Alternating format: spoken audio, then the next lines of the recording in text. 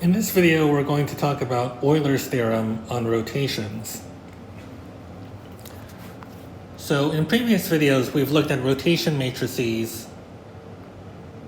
Those are examples of orthogonal matrices. And one way to think about what an orthogonal matrix does, say a 3 by 3 orthogonal matrix, is you can imagine a three-dimensional space, and you have some object like this. And what orthogonal matrix does, what a 3 by 3 orthogonal matrix does, is it keeps the origin there, so it fixes the origin, doesn't move the origin. But what this matrix does is it doesn't distort lengths, right? We've seen that orthogonal matrices preserve the dot product.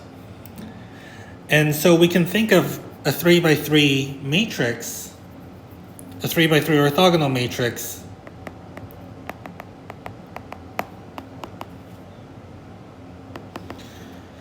the transformation given by a 3 by 3 orthogonal matrix,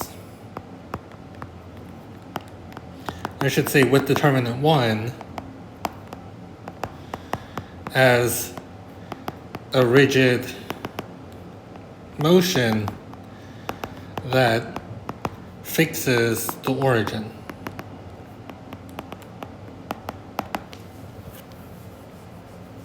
Okay. Keeps the origin where it is, and it's kind of just moving this object around.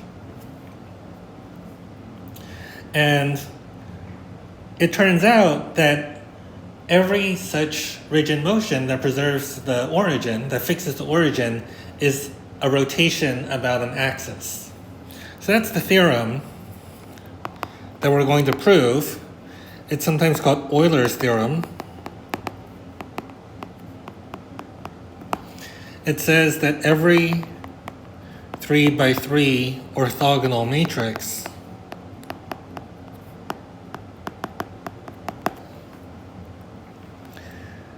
is a rotation matrix about an axis.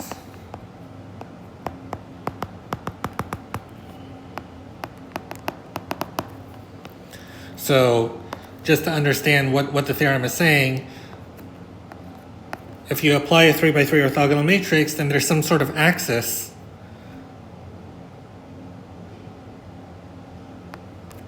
so if you think of the Earth or something in three-dimensional space, and you apply an orthogonal transformation to it, it's going to rotate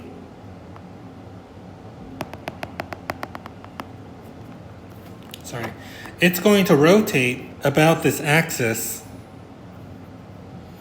by, so maybe I'll make this look perpendicular. It's going to rotate about an axis. So here's my axis of rotation by a certain number of degrees. So that's what every 3 by 3 orthogonal matrix does. We've talked about rotation matrices about the x-axis, y-axis, and z-axis, and every orthogonal matrix is a rotation about some axis. So let's prove this fact. It's kind of a remarkable fact. So the proof goes like this. First, we need a lemma. So we need a statement before we can prove the main theorem. So the lemma is, this is a 3 by 3 orthogonal matrix with determinant 1. I forgot to say that. Every 3 by 3 orthogonal matrix with determinant 1 is a rotation matrix. Did I mention that above? Yes. Right. So the lemma we need is if Q is a 3 by 3 orthogonal matrix with determinant 1,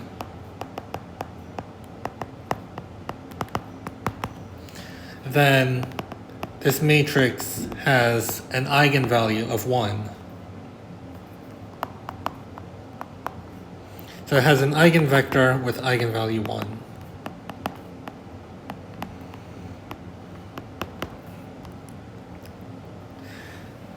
Meaning, so what does that mean? i.e., there is a non-zero vector v in R3 such that q times v is v.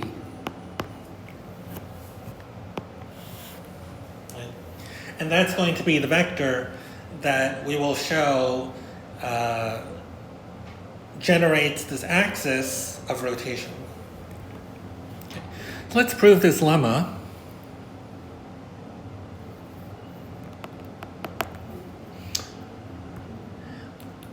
There are actually at least 2 proofs of this fact, but one of these facts requires calculus and requires some theory of polynomials in the intermediate value theorem, but we can actually give a proof that doesn't require any of that. So it's a bit tricky to come up with, but the trick is to look at the matrix q minus I times q transpose. Now what happens if we distribute this matrix product across? So q minus I times q transpose is equal to q transpose minus I times q transpose. I times q transpose is q transpose. Now since q is an orthogonal matrix, what's q transpose? It's the identity matrix, right? It's the 3 by 3 identity matrix. So this is I minus q transpose. Now, we have that this matrix is the same as this matrix. Now let's see what happens when we take the determinant of these. We know that since they're the same matrix, they have the same determinant. But if I calculate the determinant of the matrix on the left,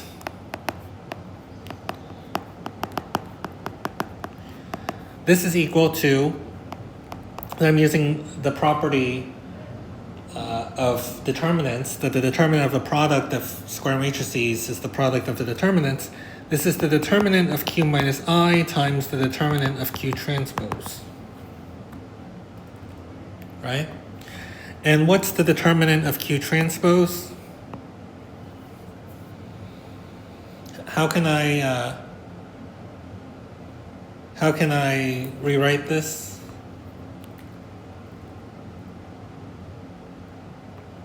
Q is an orthogonal matrix with determinant 1, right? And we know that the determinant of Q transpose is equal to the determinant of Q. That's one of the determinant facts. And since Q is orthogonal, it's not because Q is orthogonal, because we're assuming that Q has determinant 1. Q has determinant 1. So this is equal to the determinant of Q minus I. Now let's calculate the determinant of the matrix on the right. It's the determinant of I minus Q transpose. Now remember, for a square matrix, if you transpose the matrix, the result has the same determinant. So this is going to equal the determinant of I minus Q transpose.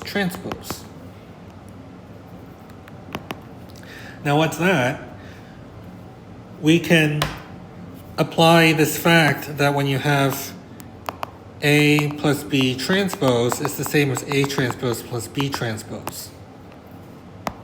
So this is equal to the determinant of I transpose, well that's just I, minus Q transpose transpose. Well, Q transpose transpose is Q, right?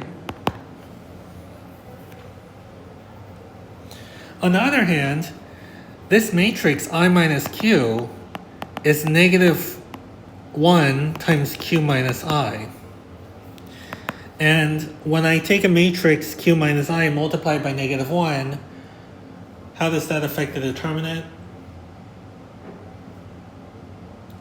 I have to multiply by -1 because this is a 3 by 3 matrix, right? In general, if you take c times a, its determinant is c to the nth power times the determinant of a. So I have -1 cubed times the determinant of q minus I, and that's -1 times the determinant of q minus I.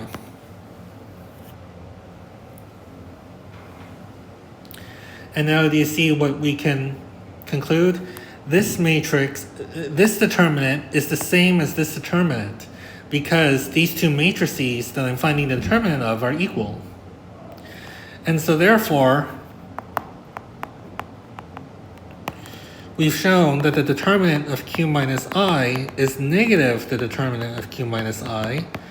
And so therefore, the determinant of q minus I is 0, right? But if the determinant of q minus I is 0, that implies that 1 is an eigenvalue of q.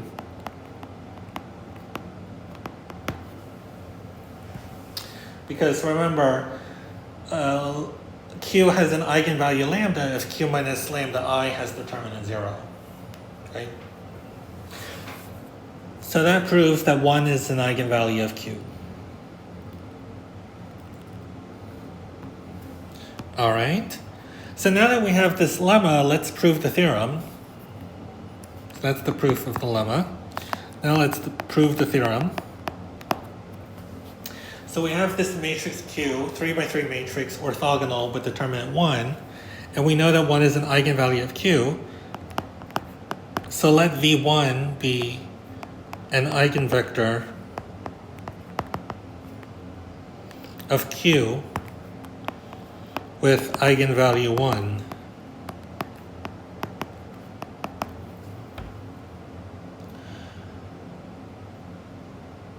So we have this vector V in R3, V1 in R3, and we can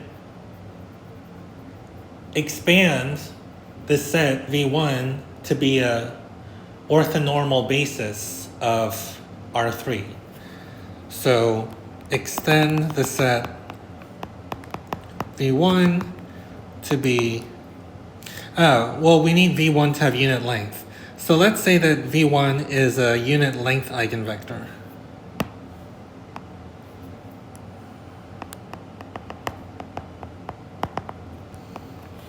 Okay, then we extend the set to an orthonormal basis.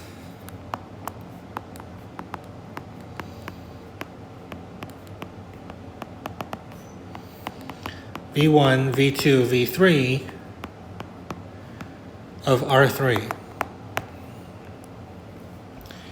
Right, so I have this vector V1, it's a unit vector, and then I take the plane that's orthogonal to that vector, and then I take two orthogonal vectors of length 1 on that plane. That's what I'm doing to find V2 and V3. Okay.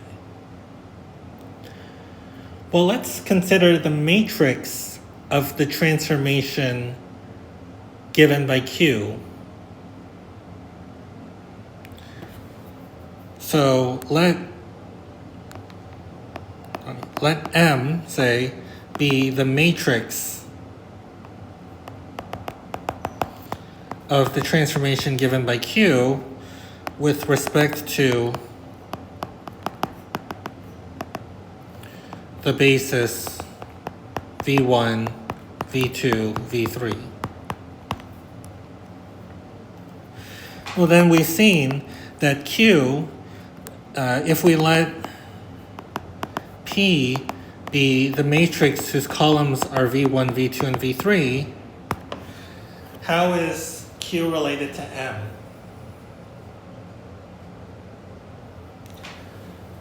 We've seen when talking about the matrix of a transformation that Q is equal to P times M times P inverse. All right? And so therefore, M is equal to P inverse times Q times P. You just multiply both sides on the left by P inverse and on the right by P. Now, what can we say about the matrix P?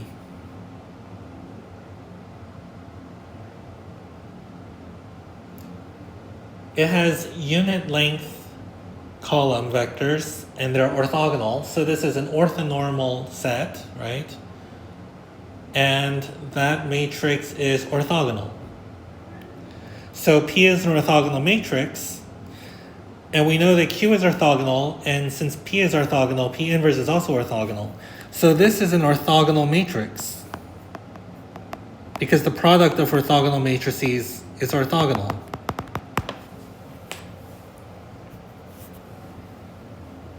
And it's an orthogonal matrix with determinant 1, because Q has determinant 1, and M has the same determinant as Q.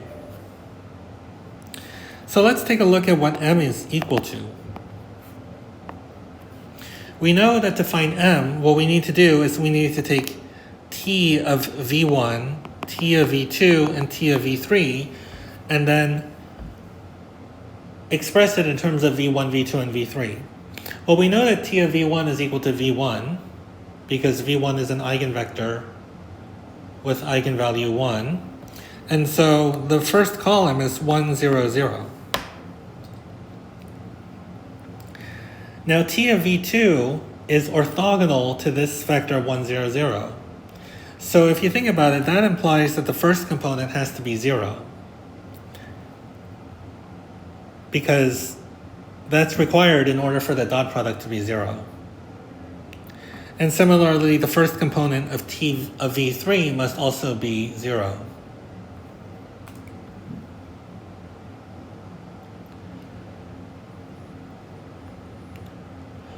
Now notice that what we have is a 3 by 3 matrix where many of the entries are filled in. We have to think about what the rest of the entries are. But notice that T of V2 has unit length. T of V2 has length 1. So you have a 2 by 2, sorry, not a 2 by 2 matrix. I have a vector here with 2 components, and it has length 1, right? And so therefore, it must have the form cosine theta, sine theta. We talked about this when we talked about 2 by 2 orthogonal matrices. And since T of V3 has length 1, okay, and it's orthogonal to T of V2, there are only 2 possibilities. We talked about this when we talked about 2 by 2 orthogonal matrices. But since M has determinant 1, there's actually only one possibility. And T of V3 needs to be negative sine theta cosine theta.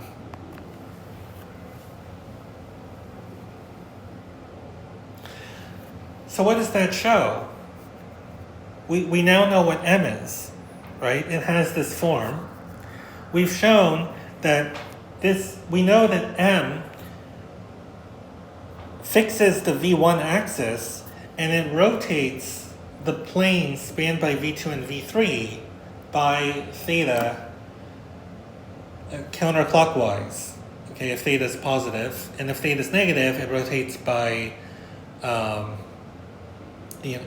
clockwise, right, by the absolute value of theta. But either way, this is a rotation.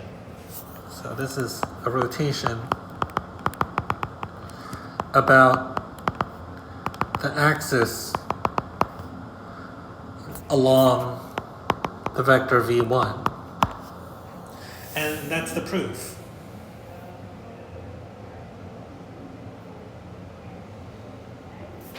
So let me just fill in what I was saying about T of v2 as length 1. So it must have the form 0 cosine theta sine theta. That's how I got this column. Okay?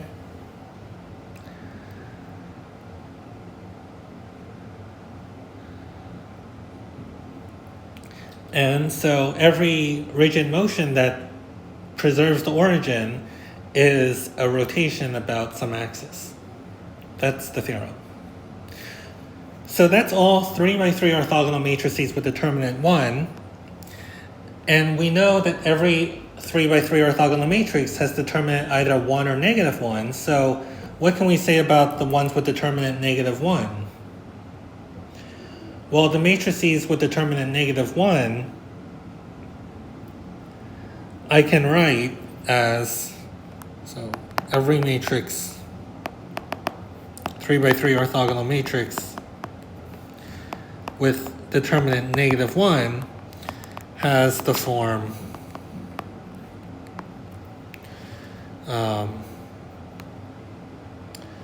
negative 1, negative 1, negative 1, that is determinant negative 1, times some orthogonal matrix which has determinant 1.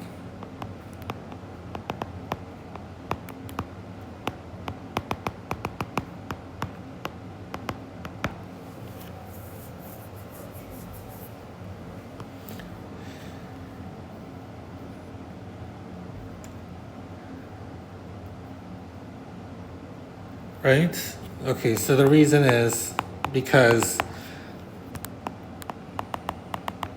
let's say that I have a matrix Q. So Q is a 3 by 3 orthogonal matrix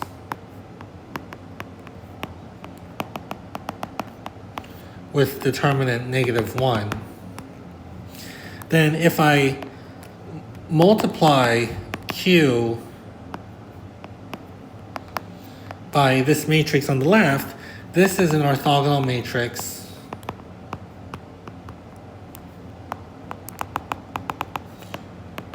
with determinant negative 1 times the determinant of Q. Well, that's negative 1 times negative 1. So that's 1. So I know that this matrix is, if I call it M, this has determinant 1, and so therefore if I multiply both sides on the left by that same matrix, I get Q is negative 1, negative 1, negative 1, M.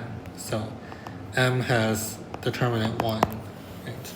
So Q, my 3 by 3 orthogonal matrix with determinant negative 1 has this form. Okay, so it's you can think of Q as applying a 3 by 3 orthogonal matrix with determinant positive 1, so that's a rotation about an axis, and then followed by this matrix. Now what this matrix does is it takes xyz to negative x, negative y, negative z, right? So it just multiplies each of the components by negative 1. Okay, so we actually have a simple description of all 3 by 3 orthogonal matrices. The ones with determinant 1 are obtained by taking this matrix M and then multiplying on the left and right by some orthogonal matrix and that matrix inverse.